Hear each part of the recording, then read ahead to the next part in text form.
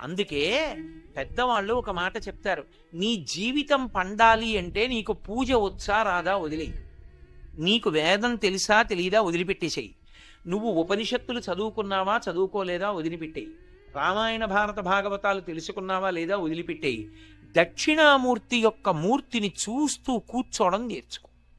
అదొక్కటి నేర్చుకో చాలు, ఏం అక్కర్లేదు. ఇంకా దక్షిణామూర్తిని పెట్టుకుని రోజు కాసేపు ఆయన్ని చూస్తే చాలు. మీకు నేను ఇంకా విచిత్రమైన విషయం చెప్పనా?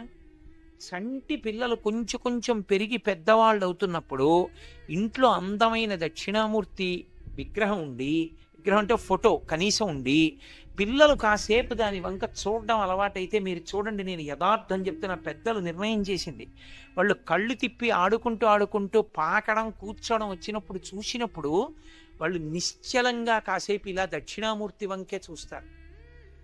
పిల్లలు చిన్నతనంలో దక్షిణామూర్తి వంక అలా ఎదురుగుండా కూర్చుని చూస్తే 2 ఫలితాలు వస్తాయి. అపమృత్యు దోషం పోతుంది, సరస్వతి కటాక్షం కలుగుతుంది.